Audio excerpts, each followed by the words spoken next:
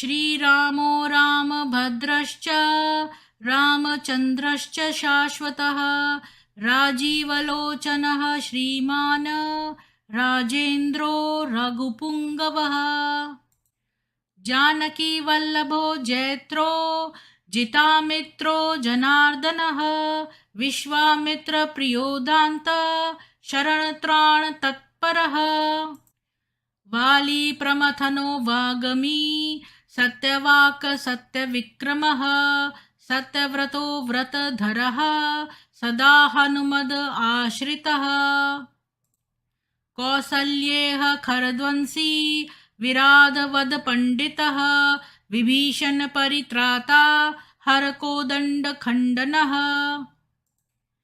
सप्तताल प्रभेत्ता च दशग्रीव शिरोहरः जामदग्नय महादर्प दलनस्ताटकान्तकः वेदान्तसारो वेदात्मा भवरोगस्य भेषजं दूषणत्रिशिरोहन्ता त्रिमूर्तिस्निगुणात्मकः त्रिविक्रमस्निलोकात्मा पुण्यचारित्रकीर्तनः त्रिलोकरक्षको धन्वी दण्डकारण्यकर्तनः अहल्याशापशमनः पितृभक्तो वरप्रदः जितेन्द्रियो जितक्रोधो जितामित्रो जगद्गुरुः ऋषिवानरसङ्घाती चित्रकूटसमाश्रयः जयन्त्रत्राणवरदः सुमित्रापुत्रसेवितः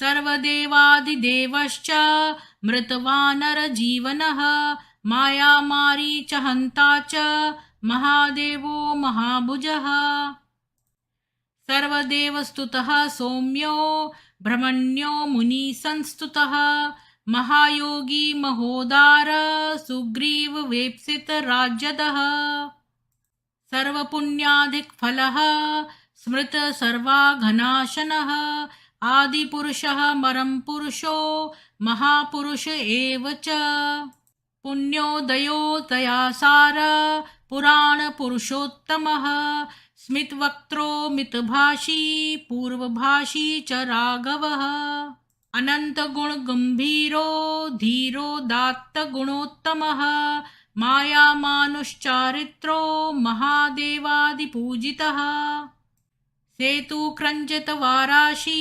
सर्वतीरथमयो हरि शयामाङ्ग सुन्दरशूरः पीतवासा धनुर्धरः सर्वयज्ञाधिपो यज्वा जरामरणवर्जितः विभीषणप्रतिष्ठाता सर्वावगुणवर्जितः परमात्मा परब्रह्म सच्चिदानन्दविग्रहः परञ्ज्योति परन्धाम पराकाशः परात्परः परेशपारगपारः सर्वदेवात्मकपरः श्रीरामाष्टोत्तरशतं भवतापनिवारकं सम्पत्करं त्रिसन्ध्यासु पठतां भक्तिपूर्वकं रामाय रामभद्राय रामचन्द्राय वेधसे रघुनाथाय नाथाय सीताया पतये नमः। इति श्रीरामाष्टोत्तरनाम स्तोत्रम्।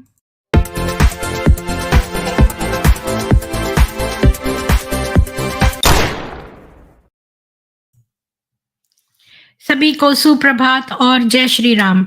आज हम वाल्मीकि कृत रामायण का सुंदर कांड का सर्ग 31 और 32 पढ़ेंगे। तो आपके साथ शेयर करती हूँ।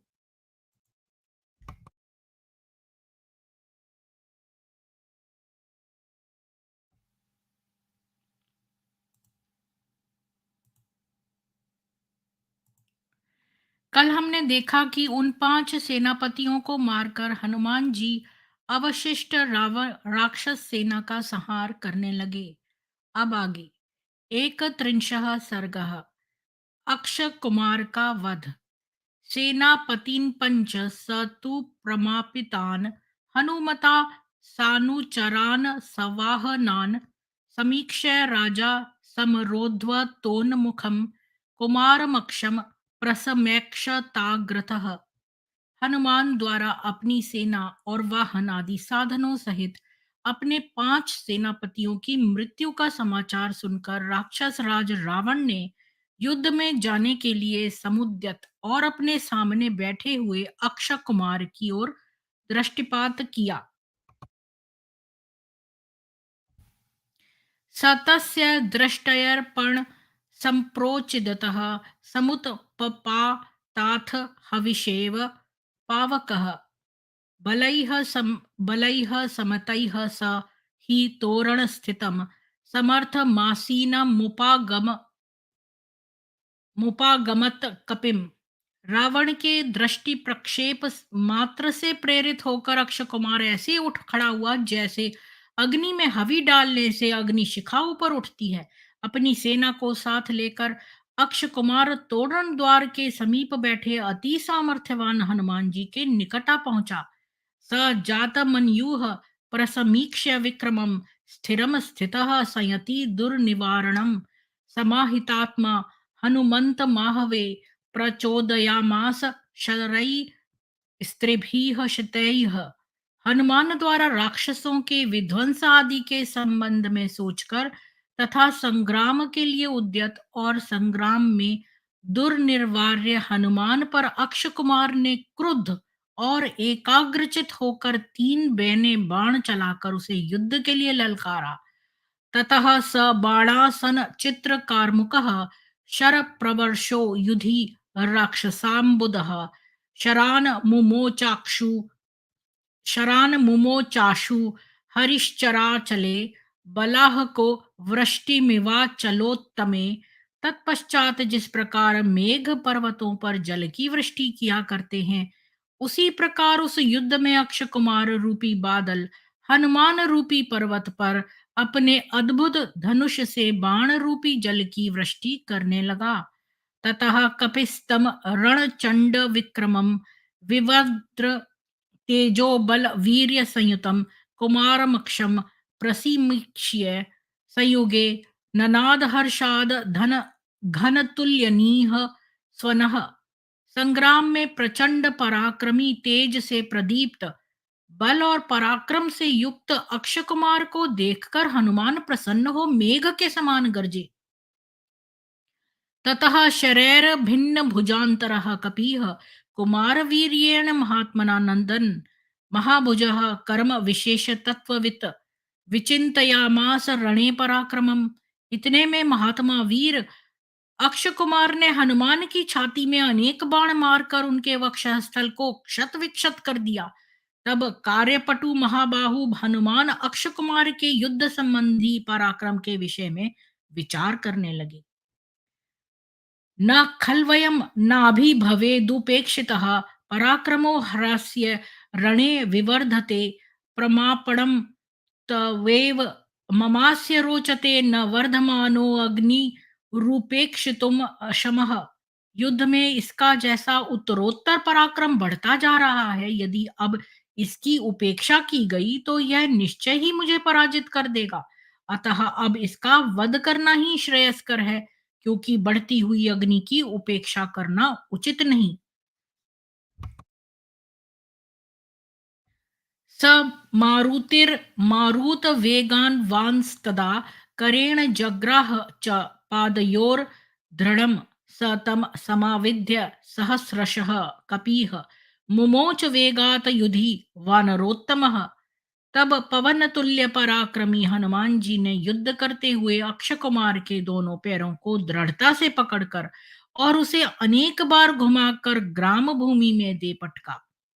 स भग्न बाहुरु कटी शिरोधरः क्षरन्न सृड निर्म स्थिता स्थिलोचनः प्रभि प्रभिन्न संधिः प्रविकीर्ण बंधनो हतः क्षितौ वायुसुतेन राक्षसः।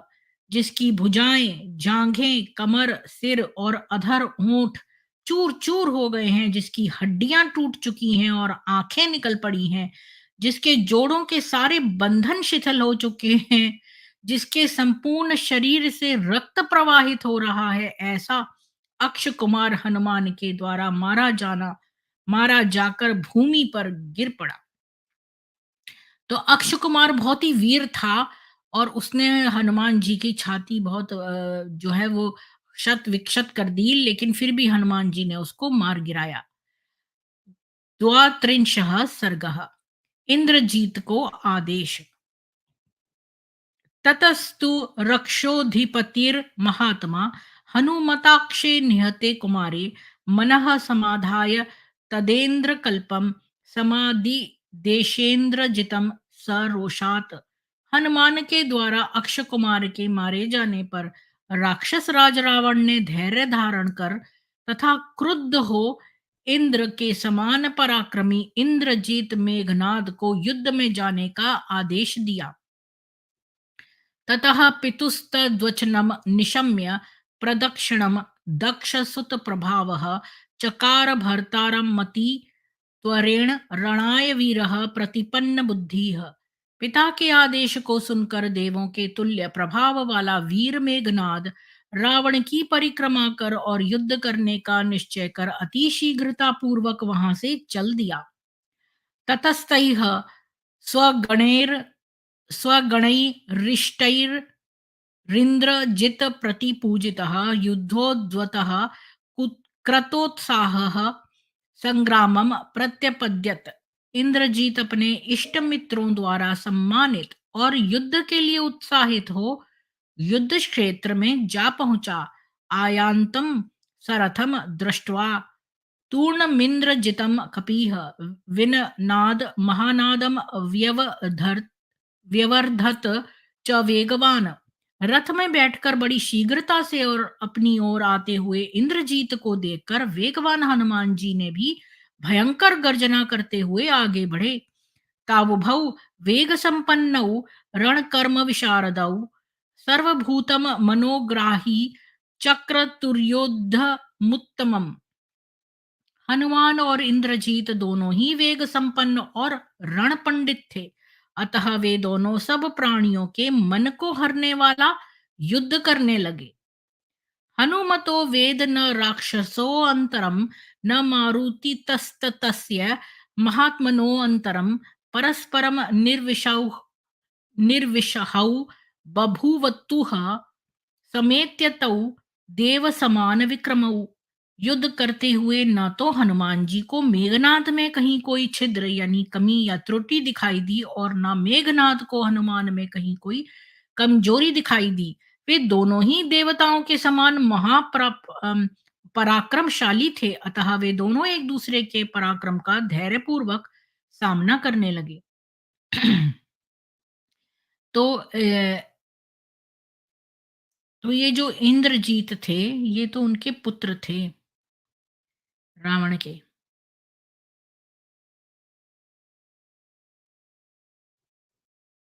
मेघनाद मेघनाद जो है वो रावण का पुत्र था। ततस्तु लक्ष्ये स विहन्यमाने शरेष्व मोघेषु च संपत्सत्सु जगाम चिंतां महतीम महात्मा समाधि संयोग समाहितात्मा।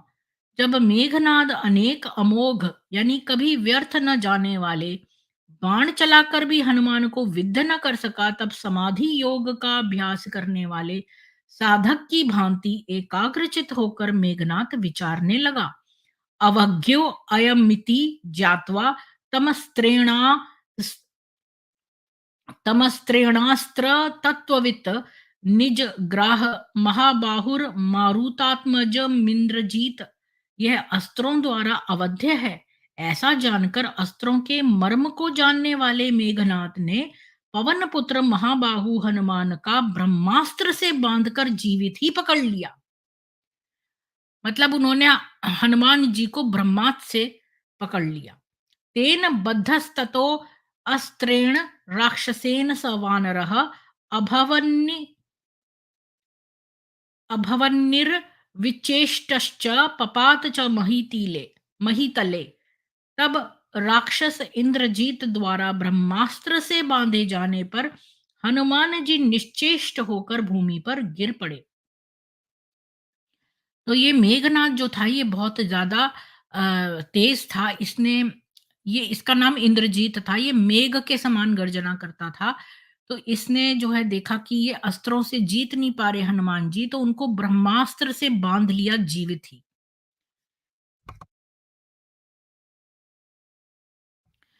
ततस्तं राक्षसा दृष्ट्वा निर्विचेष्टम् अरिन्दमं बबन्धुः क्षणवल्कैश्च द्रुमचीरैश्च संहतैः। शत्रुहंता हनुमान जी को निश्चेष्ट पड़ा हुआ देखकर राक्षस लोग उनको सन की वलकल और वृक्षों की छाल से बनी हुई रस्सियों से कसकर बांधने लगे। तम मत्तमिव मातंग बद्धम कपिवरोत्तमं राक्षसा राक्षसेंद्राय रावणाय न्यवेदयन। राक्षस लोगों ने मत्तहांती हाथी की भांति बंधे हुए हनुमान जी को राक्षस राज रावण के समक्ष उपस्थित कर दिया। महती स्फाटिके चित्रे रत्न संयोग संस्कृते उत्तमास्तर रणा अस्तीर्णे सुपविष्टम वरासने। रावण रत्न जड़ित स्फाटिक पत्थर के एक विशाल और उत्तम सिंहासन पर, जिस पर बहुमूल्य उत्तम आसन बिछा हुआ था, सुशोभित हो रहा था। तो रावण जो है वो बहुत ही रत्न जड़ित सिंहासन पर बैठा हुआ था। अलंकृताभिरत्यर्थं प्रमदाभिः समन्ततः वालव्यजन हस्ताभिरारात समुपसेवितम्। नाना प्रकार के आभूषणों से भूषित स्त्रियां हाथों में चमर और व्यजन व्यंजन लिए हुए उसके चारों ओर खड़ी हुई उसकी सेवा कर रही थीं। दुर्धरेण प्रहस्तेन महापार्श्वेन रक्षसा मंत्रिभिर्मंत्र तत्वज्जैर्निकुम्भेन च मन्त्रिणा। दुर्धर प्रहस्त, महापार्श्व और निकुंभ नामक चार परामर्श देने में निपुण तत्ववेत्ता मंत्री उसके समीप थे। उपोपविष्टम रक्षोभिश्च तुर्भिर्बलदर्पितैः कृत्स्रत्रः परिव्रतो लोकश्च तुर्भिरिव सागरैः। उन चार तत्वज्ञ एवं बल दर्पित मंत्रियों से घिरा हुआ रावण वहां बैठा हुआ ऐसा सुशोभित हो रहा था जैसे चार समुद्रों से घिरा हुआ संपूर्ण भूमंडल सुशोभित होता है। भ्राजमानं ततो दृष्ट्वा हनुमान राक्षसेश्वरं मनसा चिंतयामास तेजसा तस्य मोहितः। इस प्रकार अत्यंत प्रकाशमान एवं सुशोभित राक्षस राज रावण को देखकर हनुमान जी उसके प्रताप और प्रभाव से मुक्त होकर मन ही मन सोचने लगे, अहो रूप महो धैर्य महो सत्व महो द्युतीय, अहो राक्षस राजस्य सर्वलक्षण युक्तता। अहो इस राक्षस राज रावण का रूप कैसा सुंदर एवं मनोहारी है, इसमें कितना धैर्य है, कैसा इसमें पराक्रम है और इसमें कितनी कमनीय कांति है। अहो ये राक्षस राज सभी शुभ लक्षणों से परिपूर्ण है। यद धर्मो न बलवान स्यादयम राक्षसेश्वरः स्यादयम सुरलोकस्य सशक्र स्यापि रक्षता।